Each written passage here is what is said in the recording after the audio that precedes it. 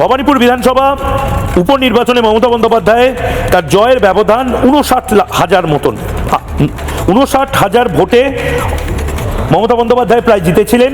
খসড়া তালিকাতেই নাম বাদ গেছে 44,786। এর পাশাপাশি জোড়াসাঁকোতে, এটা বারবার জোড়াসাঁকোয় বিবেক গুপ্তার বিরুদ্ধে অভিযোগ যে জোড়াসাঁকোয় বিবেক গুপ্তা তিনি সব জায়গায় হেরে গেলেও নির্দিষ্ট 1 বা 2টি ওয়ার্ডে তিনি ব্যাপক ভোটে জিতে যান। কোন অঙ্কে জিতে যান কেউ জানে না, কিন্তু বিবেক গুপ্তা তিনি জিতেছিলেন মাত্র 12,000 ভোটে।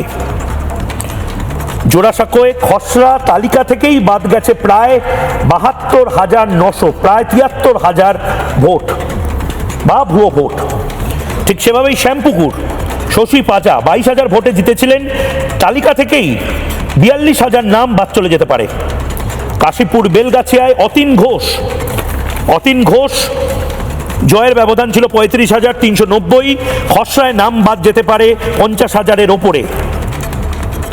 চৌরঙ্গিতে নয়না ব্যানার্জি, এবার কি নয়না ব্যানার্জিকে দাঁড় করানো হবে কিনা আমরা জানি না, কিন্তু জয়ের ব্যবধান 45,000 ছিল, খসড়ায় নাম বাদ 75,000-এরও বেশি। আমি জানি না এই সংখ্যাটা যদি কমে যায় ফাইনাল লিস্টে তাহলে অন্তত কিছুটা রিলিফ পাবেন নয়না ব্যানার্জি। রাসবিহারী কেন্দ্রে এবারও দেবাশিস কুমারকে দাঁড় করানো হচ্ছে, কিন্তু জয়ের ব্যবধান আগের বার ছিল 21,000। বিজেপি এবং তৃণমূলের মধ্যে জয়ের ব্যবধান 21,000, কিন্তু খসড়ায় নাম বাদ গেছে 42,000-এর বেশি। জনাব ফিরহাদ হাকিম কলকাতা বন্দরে খুব গুরুত্বপূর্ণ, জয়ের ব্যবধান 68,554, খসড়ায় নাম বাদ গেছে 63,730।